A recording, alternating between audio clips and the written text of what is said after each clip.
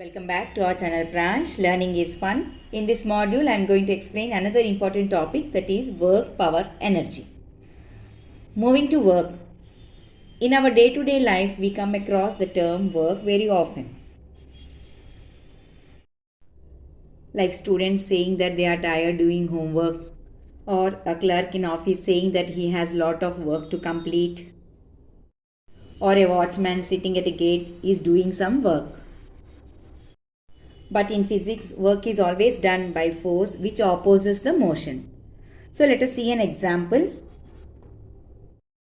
Here a weightlifter is lifting the weight. She is doing work against the gravitational force. We all know that gravitational force always pulls the body in downward direction. But here the weightlifter is lifting the weight against the gravitational force. Suppose a man is pushing a concrete wall. Will there be any change in the position of the wall? No. So it is understood that even though some force is applied on the wall, the work done is equal to 0 because there is no change in the position of the wall.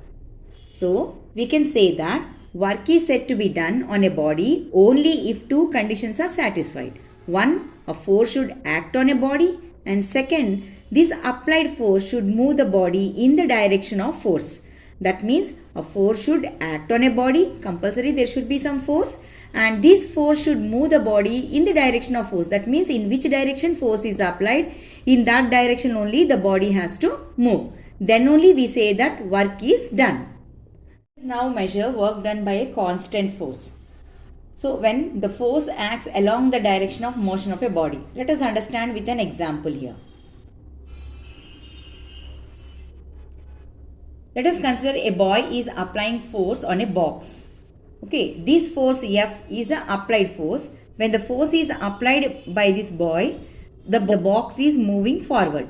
That means direction of force and the direction of motion of the box is same. So both are acting in the same direction. So here force and displacement are in same direction. When force and displacement are in same direction, we can write the equation for work done as, so work done is equal to product of force and displacement.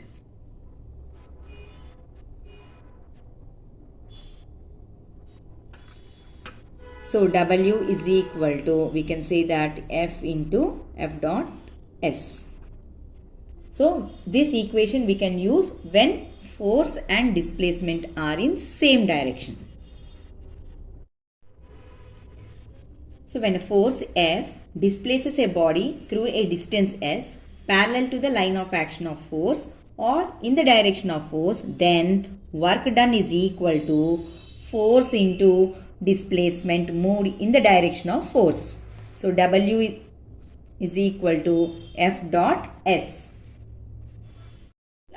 Now let us measure work when the force is inclined to the direction of motion of a body.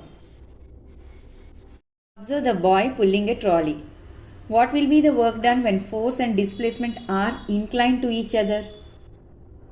Let us observe this. Here force is acting along their line, and whereas the displacement is along the horizontal direction. So force is acting in this direction and displacement is going on in this direction. That means here force and displacement are not acting in the same direction. It means force is inclined to the displacement. When force is inclined to displacement, then force will divide into its components. So this is theta. So we know that theta component is always cos component. So F cos theta. So F cos theta along the horizontal direction. Now the displacement direction and F cos theta direction are same. So now we can measure work as force into displacement. Force is nothing but here component of force. That means F cos theta dot S. So thus we can measure work done as a component of force in the direction of displacement into magnitude of displacement. So W is equal to F cos theta into S. So W is equal to Fs cos theta. We know that cos theta component is always a dot product. So W is equal to F dot S. Thus work done is a dot product of force and displacement vectors.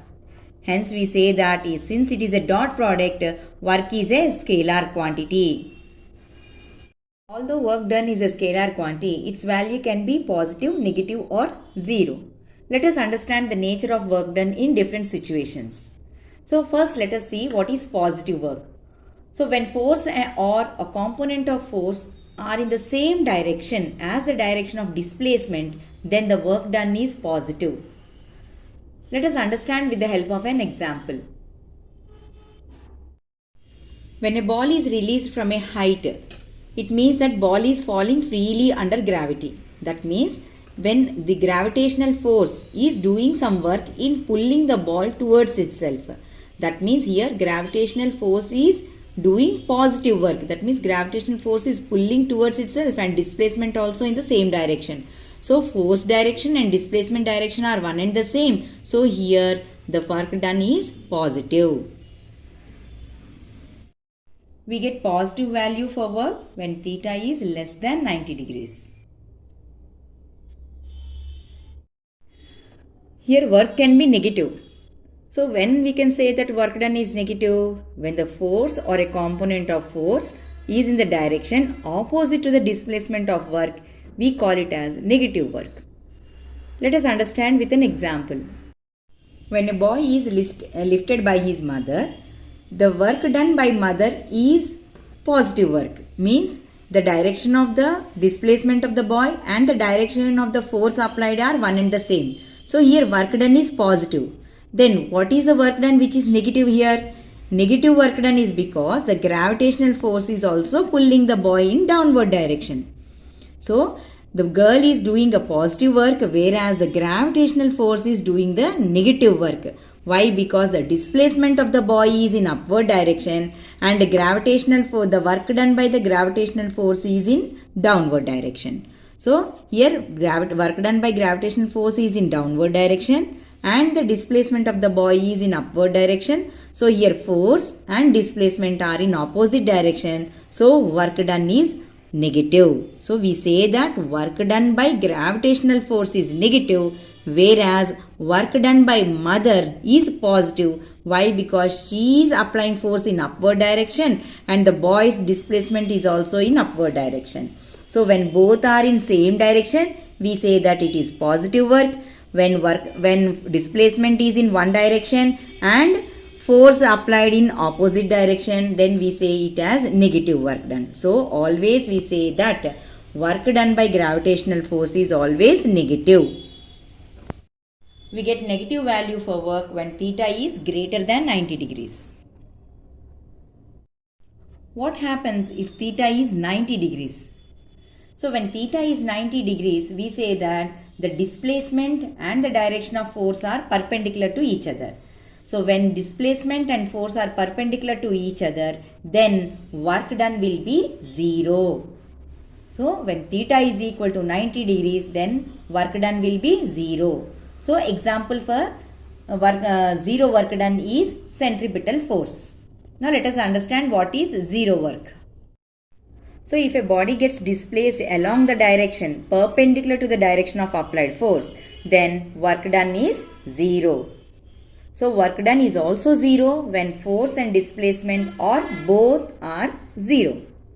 So here when a person is trying to push a wall, there is no displacement for the wall. So here displacement is 0. Since displacement is 0, work done also will be 0. Since W is equal to F dot S, S is equal to 0. So now what happens? Work will become 0. When a body is moving in a circular path, then the centripetal force, this is the centripetal force and the displacement.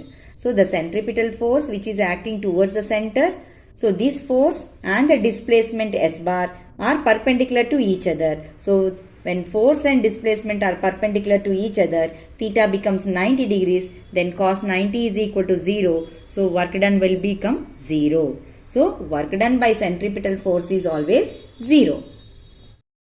So moving to the dimensions of work, we know that work is equal to force into displacement. So dimensions of work are equal to dimensions of force into dimensions of displacement. So we know that dimensions of force are m, l, t minus 2 and displacement are L.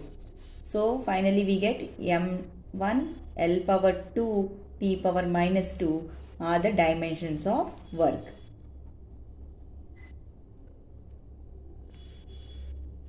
Moving to units of work. We have absolute units of work.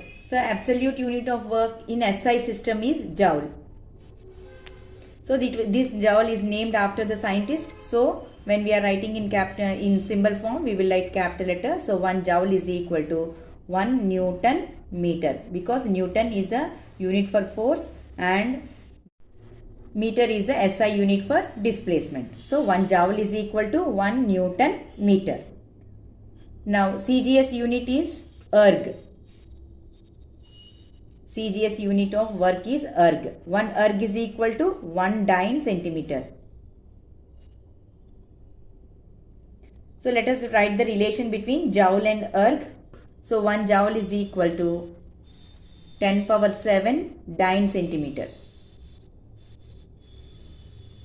So let us see how we got this relation. 1 joule is equal to 1 Newton into 1 meter. So we know that 1 Newton is equal to 10 power 5 dynes. And we know that 1 meter is equal to 10 power 2 centimeter. So we will get 10 power 7 dyne centimeter.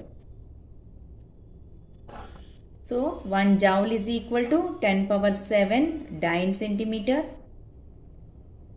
Or you can say that 1 erg is equal to 10 power minus 7 joule. Let us consider 2 electric motors. Let us consider it at A and B. So let us consider that A performs work in 1 hour. So time taken by A is 1 hour and time taken by B is 2 hours. So to do the same piece of work, A is taking 1 hour, B is taking 2 hours. So what do you understand from this? So from this we can understand that A has more power than B, because A is taking less time to do the work, and whereas B is taking more time to complete the piece of work. So it means that A is having more power than B. So how can we define power? So we can define power as the rate of doing work or amount of work done in 1 second is called power. So power is equal to work done by time. Rate of doing work. Rate means with respect to time. So power is equal to work done by time. So we can also write work as F dot S. So F dot S by T. That we can write it as F into V. What is V here? Displacement by time. So displacement by time is nothing but velocity. So force into velocity. So we can say that power is equal to force into velocity. So in vector notation we can write power as power P is equal to F dot V, or we can also write it as Fv cos theta. Power is a scalar quantity because it is a dot product of force into velocity. So dimensions of power. Power is equal to work done by time. So work done, we know that the dimensions are m1 L2 t minus 2 by time t. So we will get m1 L2 t minus 3. So these are the dimensions of power. Units of power. So in SI system the unit of power is watt. So 1 watt is equal to 1 joule per second. Joule is work and time is second. So 1 watt is equal to 1 joule per second. And larger units we will measure with kilowatts. So 1 kilowatt is equal to 1000 watts. And we also write 1 megawatt. 1 megawatt is equal to 10 power 6 watts. So CGS unit of power is erg second, erg per second. Here joule per second, joule is the SI unit, S is the second. So here CGS unit for joule work is erg. So erg per second. So this is the CGS unit for power. And we also have horsepower, HP. We denote with horsepower. So we say that horsepower is a unit in metric system. So let us find the value of horsepower. 1 horsepower is equal to 550 foot-pound per second.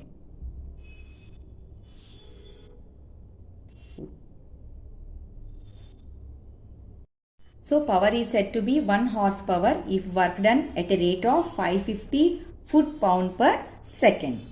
So 1 HP is equal to 550 foot-pound per second. Or we can also write the horsepower value as 1 HP is equal to 746.3 watt.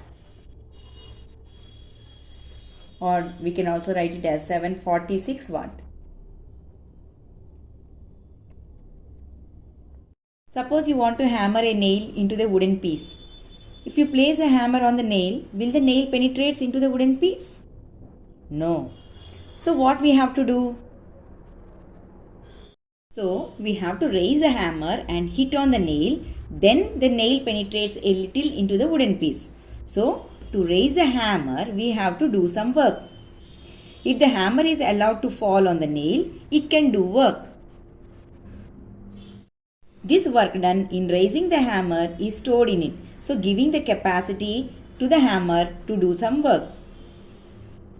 When you are raising the hammer, we are giving some additional energy to the hammer. That additional energy will be stored in the hammer in the form of potential energy. And when the hammer is dropped, the potential energy gets converted into kinetic energy. So this is the work done in raising the hammer. So the amount of energy possessed by the hammer is equal to the amount of work done. So the hammer can do work when its energy is released. So remember that whenever work is done, energy is consumed. That means when we do some work, we feel tired because energy is lost. Thus, that is what we can say that energy is consumed. So the energy of the body is measured by amount of work done by the body. So we can define energy as the capacity to do work. So the capacity to do work is called energy. Therefore, like work, energy is also a scalar quantity.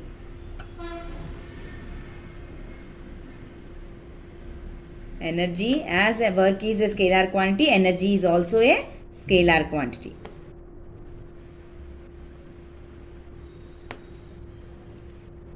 So its dimensions will be m L power 2 T power minus 2. This is which is same as that of work. The units of energy is also same as units of work.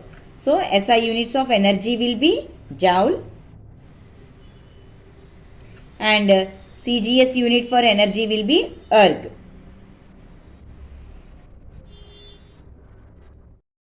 So let us know some other units of work or energy. So kilowatt hour is a unit of electrical energy consumed in our houses. In short, we denote with kWh, 1 kilowatt hour. So we can define it as the amount of work done in 1 hour at a rate of 1000 joule per second is called 1 kilowatt hour. So 1 kilowatt is equal to 1 kilo means 1000. 1 watt is joule per second into hour. Hour means 60 minutes into 60 seconds. Hour means 60 minutes. So 60 minutes I am converting into seconds. So 60 into 60 seconds. So we will get seconds gets cancelled. So we will get 1000 into 36. That is equal to 36 into 10 power 5 joules. So 1 kilowatt hour is equal to 36 into 10 to the power of 5 joules. Moving to the forms of energy, let us discuss various forms of energy one by one. So mechanical energy, this mechanical energy is of two kinds. One is potential energy and kinetic energy. So we say that mechanical energy is a combination of potential energy and kinetic energy. Thermal energy is nothing but the heat energy. So a hot cup of tea consists of heat energy. Sonic energy is nothing but sound energy. Gravitational energy possessed by a freely falling body. Kinetic energy possessed by a moving wheel. So every moving body possesses kinetic energy. Potential energy, energy possessed by a body due to its height. Nuclear energy. And chemical energy, that means energy possessed due to chemicals. So coming to the potential energy is the energy possessed by a body due to its state or position is called as potential energy. Let us understand potential energy with some examples. Potential energy is the amount of work on a body can do in passing from present position. That means here water stored in a dam. So the water which is stored in a dam possesses high potential energy. When the gates are released, then it comes out with greater kinetic energy. So water which is stored in a dam possesses high potential energy. A stretched bow possesses potential energy. As soon as it is released, it shoots the arrow in forward direction with a large velocity. So this energy in turn converts into kinetic energy. So when it is stretched, it consists of potential energy. When it is released, the bow will move with some velocity, possessing kinetic energy. That means potential energy getting in turn converted into kinetic energy. Stretch a rubber band, it possesses potential energy. So when we release, that potential energy gets converted into kinetic energy. So when the rubber band is stretched, the stretched rubber band possesses potential energy. Rock is lying on the top of a mountain, it has potential energy. When it falls down, it can do some work. So now let us find out the equation for potential energy. Consider a body of mass m is placed on a ground. It is lifted to a height h from the ground. Then when it is lifted to a certain height, then work is done against the gravitational force. Now the work done on the body against the gravitational force is stored in the body in the form of potential energy. So the gravitational force on a body F is equal to mg, which is always acting in downward direction. Then displacement of the body is S, that is equal to h. And now potential energy in the body is nothing but work done. So we know that potential energy is equal to work done. Work done formula we know that F dot S. So what is F? F here mg. So mg dot S. So we get potential energy is equal to mg. So F is equal to mg and S is equal to h. So mgh. So this is the equation for finding the potential energy of a body. So this type of potential energy we call it as gravitational potential energy. It depends on the position of a body, that is at height. Okay, if h is equal to 0, then the body is on the surface of the earth. Thereby the potential energy becomes 0. So potential energy increases as the height is increasing. Since potential energy is equal to mg into h, so as the height increases, potential energy also increases. So finally we say that the objects at rest kept in a height possess potential energy and the objects in motion possess kinetic energy. Let us understand what is kinetic energy. The energy possessed by a body due to its motion is called kinetic energy and is denoted by Ke. Let us see examples. Water flowing from a dam has kinetic energy. This flowing water can uproot trees and houses. That means this water has great energy. So whatever the potential energy is stored, when the gates are opened, that potential energy gets converted into kinetic energy. Moving air has kinetic energy, due to which it can rotate the windmills. A moving train has kinetic energy due to its motion. Let us find out the equation for the kinetic energy. So consider a particle of mass m which is at rest. That means initial velocity of the particle is 0. Now let us consider a force F is applied on the body. So when a force F is applied on the body it starts into motion. So when it is moving, let us consider its final velocity be v. And the displacement covered by this particle be s. So mass of the particle is m, initial velocity of the particle is u is equal to 0 and final velocity of the particle v is equal to v and distance covered be s. So now let us try to derive the equation for the kinetic energy. So let mass of the particle be m, initial velocity u is equal to 0 since the body is at rest, and final velocity v is equal to v, and distance covered is s. So force applied is F. So from equations of motion we know that v square minus u square is equal to 2as. So substituting these values here, so v square minus 0 is equal to 2 into a into s. So from here we will get a is equal to v square by 2s. So this is the acceleration of the particle. Now as the force and displacement are in same direction, so work done will be equal to, so work done is equal to W is equal to F dot S. So what is F? We know that F is equal to m into a into s. So that is m into, what is a here? V square by 2s into s. So s gets cancelled. So we will get m v square by 2. So this can be written as half into m v square. So this half into m v square is nothing but the work done W here. So this work done appears as kinetic energy. So the kinetic energy of the body, since the body is in motion, so this work done is equal to kinetic energy. So kinetic energy is equal to half into m v square. So this is the final equation for the kinetic energy, half m v square. So the kinetic energy of a body is equal to half of the product of mass of a body and square of its velocity. Thank you. Please like, share and subscribe, and comment what topic you would like to watch in our next video. Thank you from Prash.